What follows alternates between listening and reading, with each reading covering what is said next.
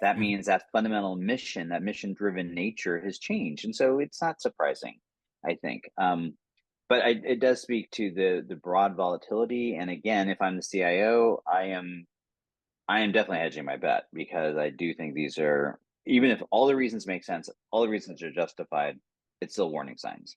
And these are things that you would then have to be concerned about. Right. And we're also seeing that the foundational model, frankly, is starting to become less important in the big picture of deploying AI.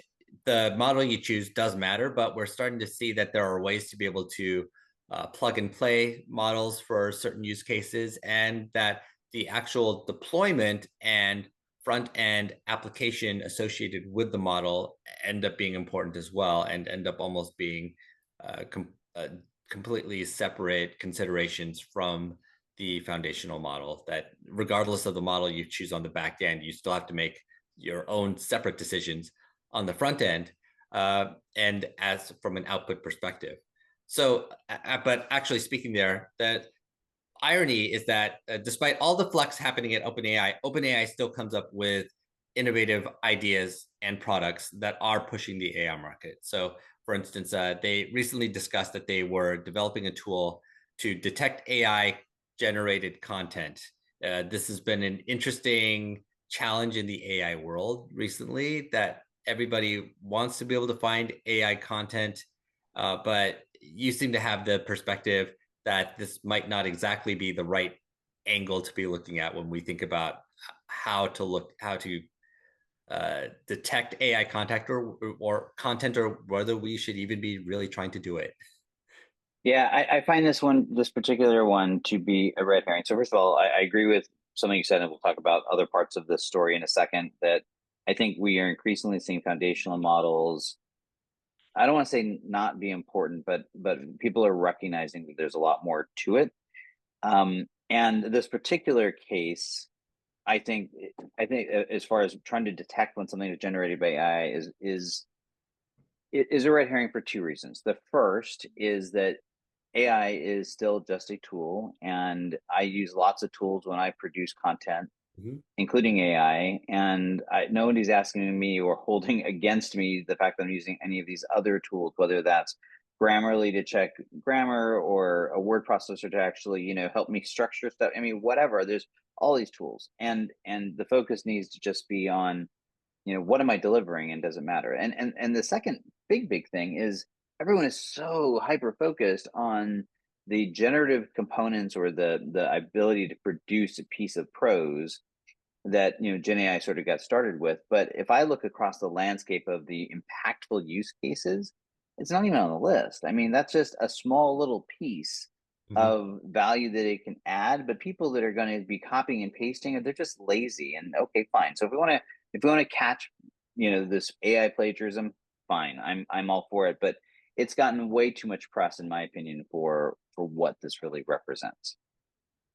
Yeah, I feel that at the end of the day, plagiarism tends to get caught, whether it is AI created or not. We have a variety of ways to be able to check for plagiarism.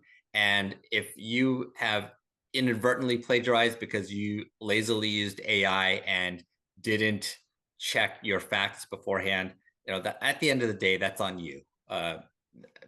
So using AI is not an excuse for plagiarism at the end of the day. But I feel like that is going to get caught. I feel like the bigger picture is AI actually helping us to do better work, and that should be the standard. If somebody turns something in, whether it is for a school assignment or a work assignment, the real judgment should be: is this a great paper, or is this a great piece of content? Is this something that is engaging and speaks to the audience that I am talking to? If it is, then that's the real measure at the end of the day. And frankly, I haven't seen AI pour out Shakespeare or pour out a truly inspired ad campaign, one way or the other. So there still needs to be a human touch to it. If AI can get to the point where there doesn't need to be a human touch, that'll be an interesting discussion. But frankly, we're not there yet. We're not yet. We're not even close to there. And as someone who uses it not only daily but extensively in my work to help me brainstorm ideas, to help me get out of my own boxes. I will tell you flat out, there are times where I have all but probably never actually completely copy and pasted, but all but where I've taken huge chunks of it and just made minor tweaks.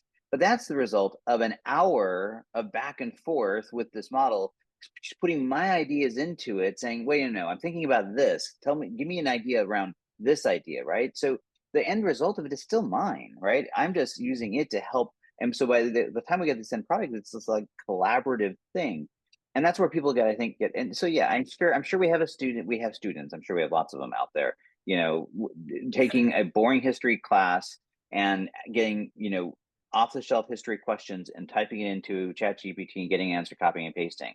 And my attitude on that, well, shame on you as a teacher if you're giving a question that is that easily answerable by a Gen AI bot today, then that's on you. Mhm. So look at, I think I have no problem with transparency, but I just think it's focused on the wrong parts. But anyway, we spent too much time on that.